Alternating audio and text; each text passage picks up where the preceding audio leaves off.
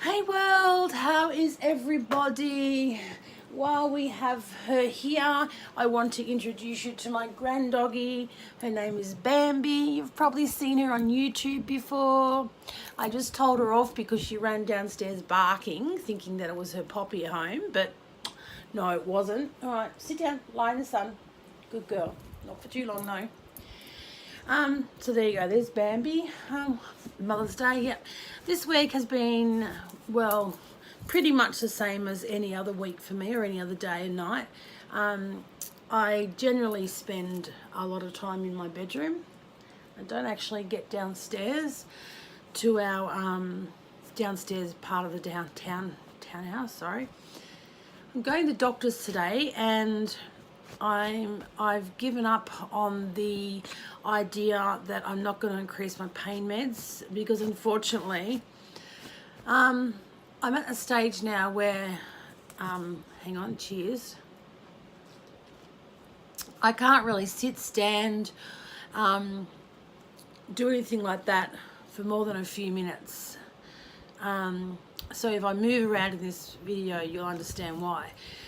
So it's just so frustrating, and I don't really want to up my pain medication because it's going to take, I'm tired enough as it is during the day. My bariatric surgery is just around the corner. So I'm watching my glucose levels to the max.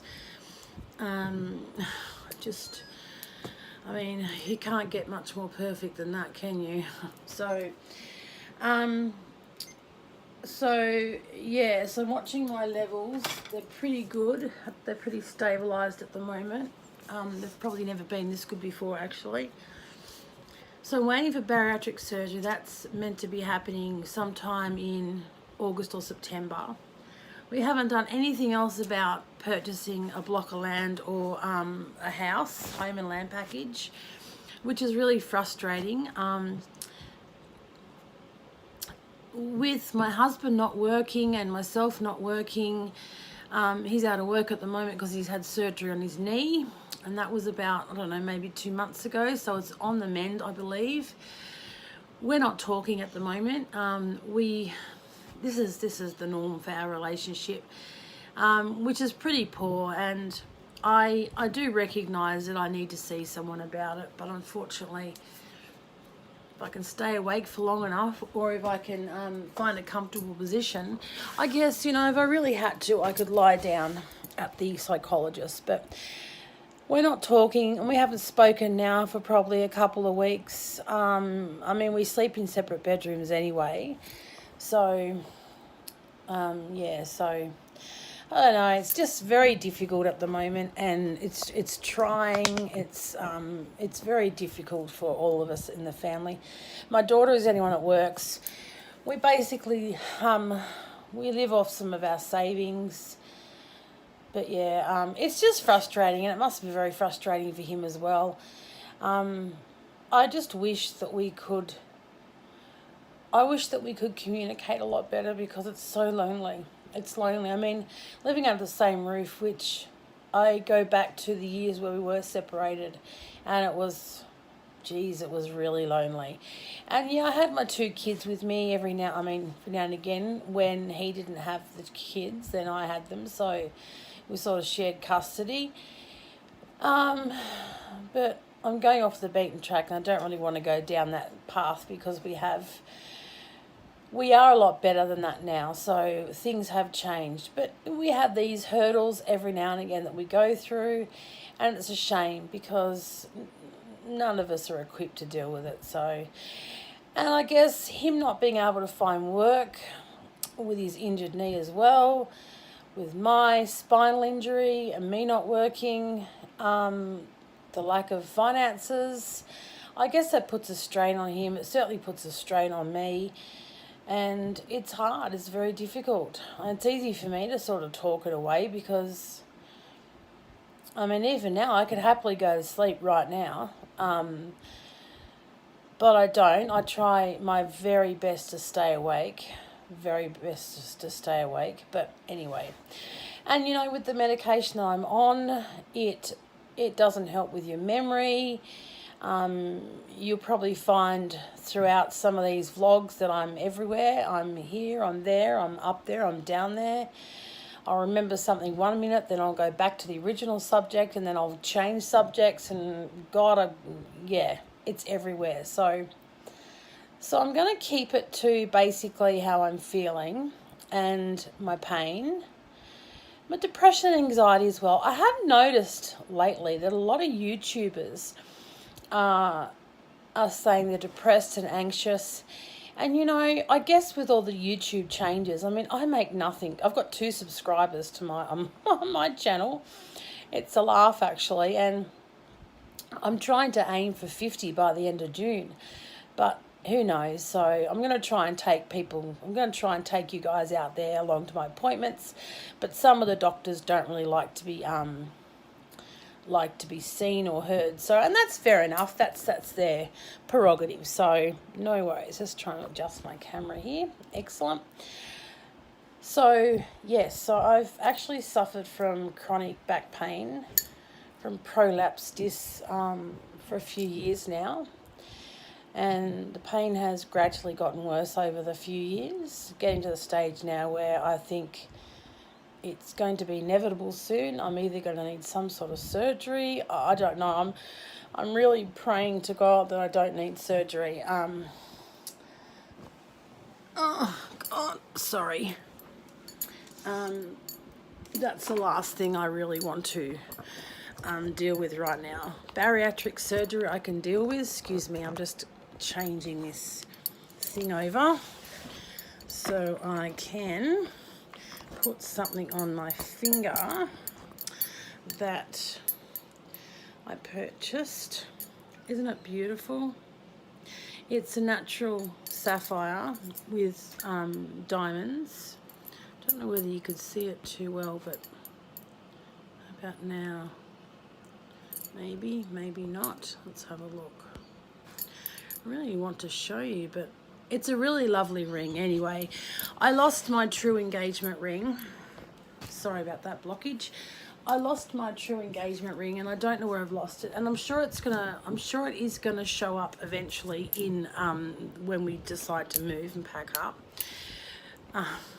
Let me tell you about that experience. That was the best princess story that I've ever experienced. I used to work with my best friend at Telstra, which was then Telecom. And we used to go up the road every day. We used to walk past jewelers, you know, other little shops, little Chinese shops and things like that. So anyway, I was walking back past this jeweler one day and I saw this beautiful sapphire ring. It was the most simplistic, scented and set sapphire. It was just beautiful. It had nothing else but the sapphire, and it was set in this little round hole type of thing. Anyway, I was mentioning it to, at the time, my boyfriend, and came home one day and I said to him, you know, my ring, it got sold, it's gone, got sold, I can't believe it. He says, oh, don't worry, something else will pop up, no worries.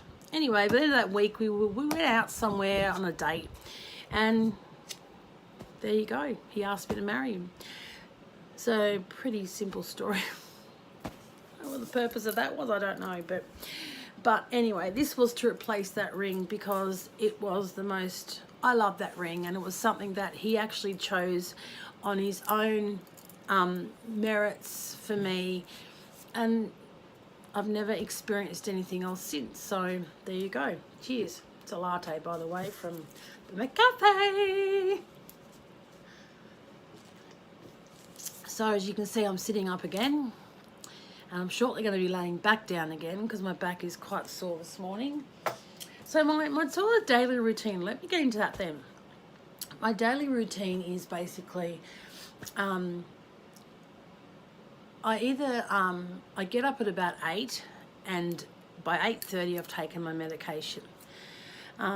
I actually manage sometimes to drive my daughter to work, and I try and maintain that ability because I try and take myself to my doctor's appointments.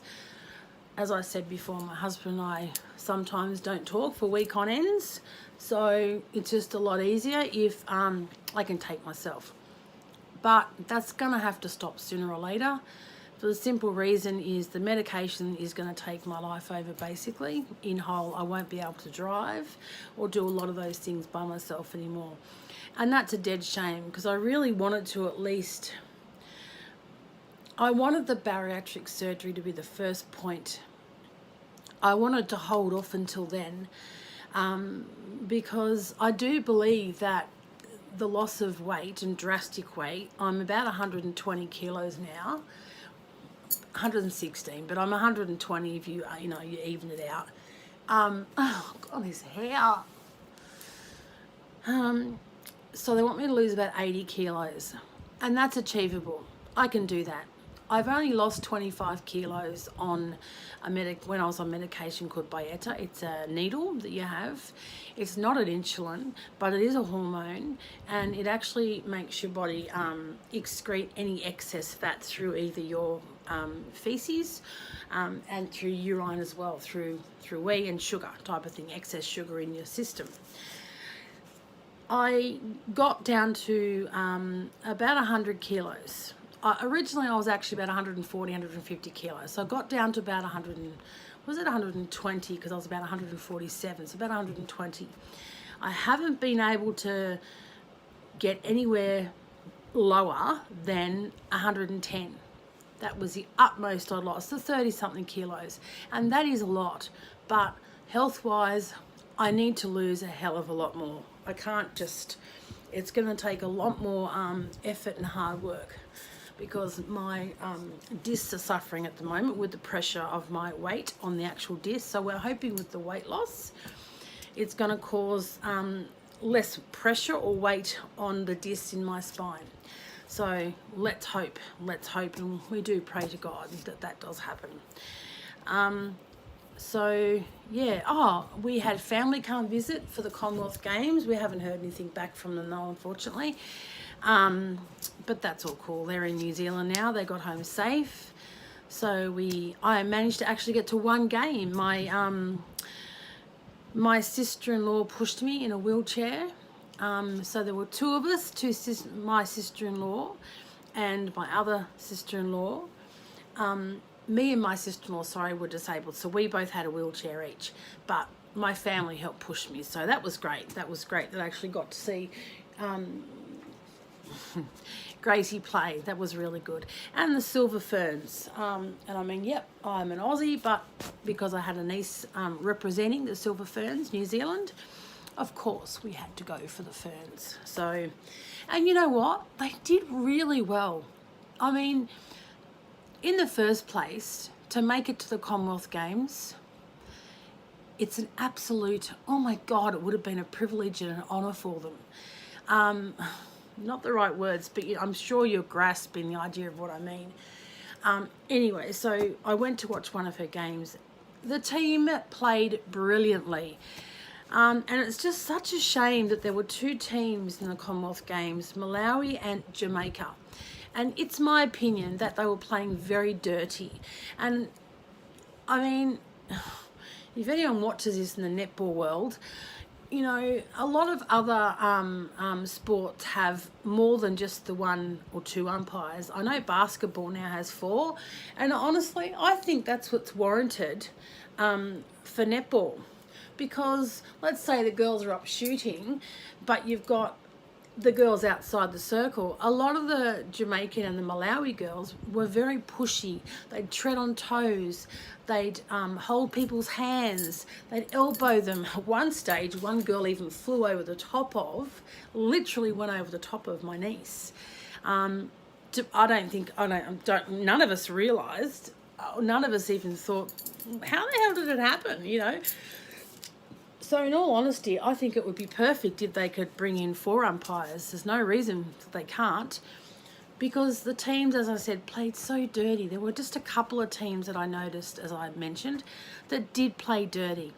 And in the final game, there were 5 penalties that, I don't know if they're called in netball, but 5 penalties against New Zealand, when the crowd even noticed that the opposite team were dirty players. So they were even singing out, "Come on, ref, come on, umpire." They were singing out anyway.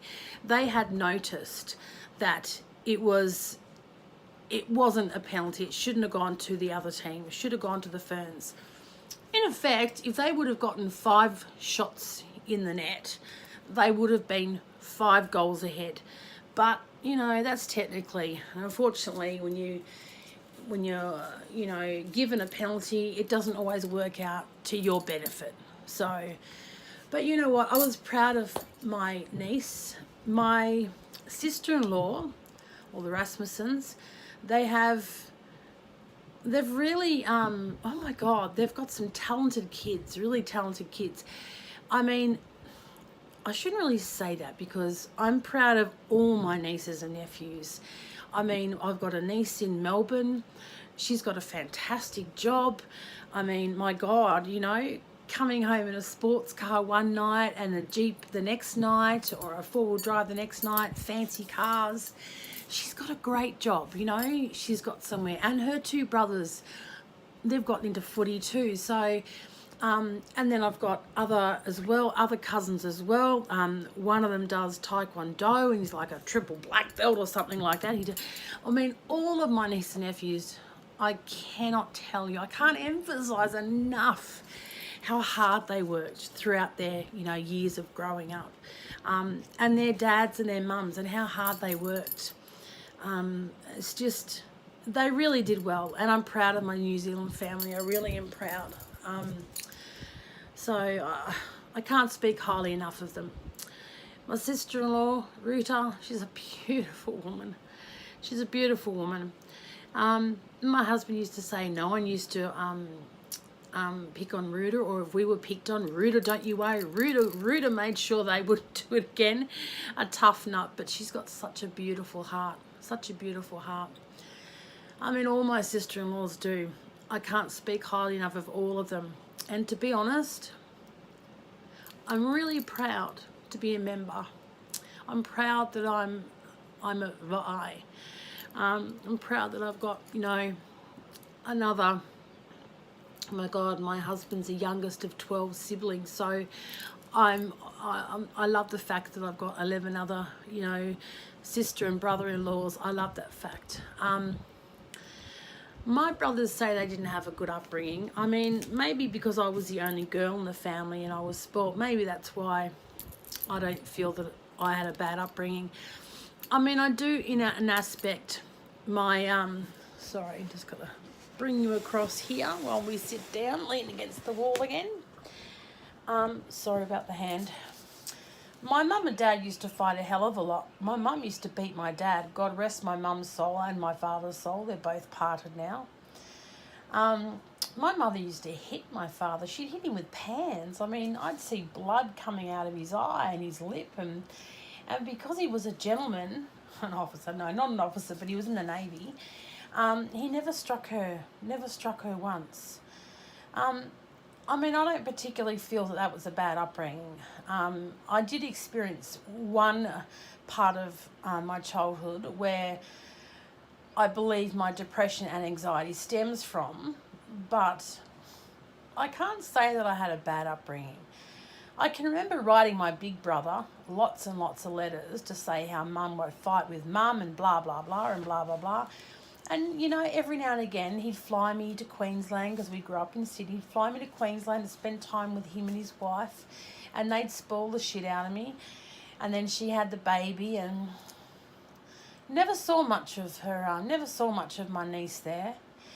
And it's just the unfortunate thing is my niece doesn't want us to have anything to do with her and their family. So, and that's fine. I mean, it wasn't my fault that my mother chose to keep me away from her growing up. I don't know what it was. I don't know. There are a lot of issues in that family as well that I don't think has been spoken about. But do you know what? That's none of my business, and it's not my business to say. All I can say is that I will always love my brother, and I can remember, hitting my sister-in-law once, and I denied it, but years later I said sorry and I admitted to it. That still doesn't make it right, and I've still never forgotten myself for doing that. I had a hatred for Denise. Oh, don't mean to mention names, but I did have a hatred for my sister-in-law. But then years and years later, I realised that it wasn't my hatred. It didn't belong to me. I shouldn't have hated her. I was wrong to hate her. It's because I was told that, you know, she did some bad things in life to our family. But what can I say? That's, you know, life is life. But I believe she's a nice person. I believe she's a loving person. She's got a daughter. She's got a son-in-law and a little girl now and 2 dogs. And, yeah, they're a nice family. But I've chosen now that, and I mean, that's their decision. They made that decision not to really keep me informed of their life and how they're going on and things like that. So, and that's fine. That's their choice. I'm not fazed about it. To be honest, I've got my own life. Oh, gosh. I've got my own life, and it is hectic enough as it is. I mean, and maybe, I don't know, maybe what it is, do they just don't want me to, I don't know. I'm not even going to go there anymore. I don't think it warrants any more subject or topic. So, but yes, so I did have 2 brothers, but I don't communicate with them anymore. They've got their own lives, and they've sort of asked me to step back and let them breathe and blah, blah, blah. So that's what I'm doing, and that's why I speak so highly of my in-laws, because they're not like my family. And I realise possibly now that the reasons why my brothers probably think they had a bad upbringing is, I don't know, Mum used to hit them, I guess. I can remember one time where Mum sat my brother down on a kitchen chair and hit him, and I can remember my brother bleeding from the mouth until he finally spoke up and told my mother that he wasn't babysitting with a friend. He was out drinking and smoking pot. So the truth did come out, but under the wrong circumstances. She shouldn't have sat him down like that and belted him, that's for sure. I do think that was wrong. But my mother, her mother, my grandma, she used to belt my mother. So, you know, it's probably, I don't know, it's probably behaviour that was taught, and it wasn't taught to be the incorrect behaviour. So, I don't know. Mother was a nurse as well, so don't know what went wrong there, but I know that there is on both sides of the family, mine and my husband's, both evidence of domestic violence. So, but, you know, and as much as we don't hit any of the kids anymore, they haven't hit our kids for years now, you know, I do believe that I've sought help for it, but it's ongoing, and that's something that I'll never be able to rid. It's a lifelong project that I'm going to have to keep going on and on with. We have our verbal fights. I did have a big fight with my daughter not so long ago. As a matter of fact, she got the shits with me, and I couldn't understand this, right? Her friends post pictures of her, my daughter, on their social media sites. I put a happy birthday, we're singing happy birthday, and my daughter's holding her dog, and she looks lovely. Okay, she's in her PJs, but she looks lovely, you know, beautiful, young. We're singing happy birthday to her. Next minute, I get a phone call from her bedroom, and we're literally meters apart. Take that video down straight now. Anyway, I hung up on her. It's all right. I hung up on her because, number one, you don't speak to anyone like that. And this is where I'm saying behaviours are learnt.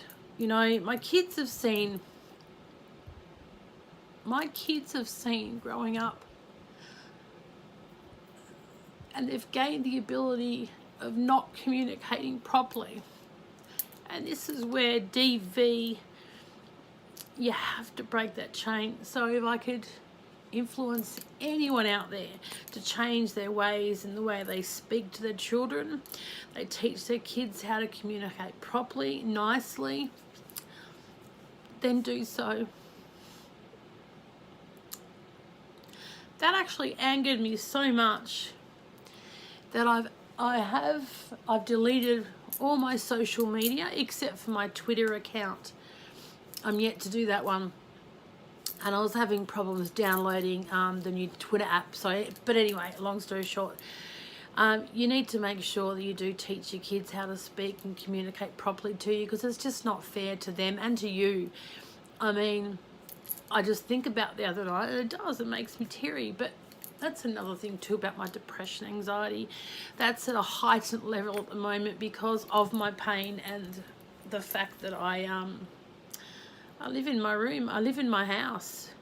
You know, I used to work full time. For a weekend, I used to take the dog for a walk. I need help to get showered, dressed. I'm in bed most of the day. I'm 45.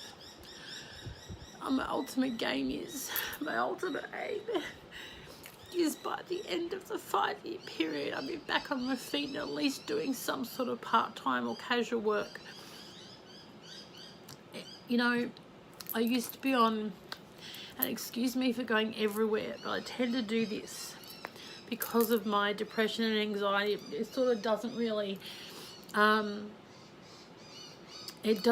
sort of, I don't know how to explain it, but I go from one subject to the other. But where I was coming from is, I forget now. See what I mean? See what I mean? Yeah. Look, this video has gone on now for almost 28 minutes. It's a very long one. So I am going to leave it there.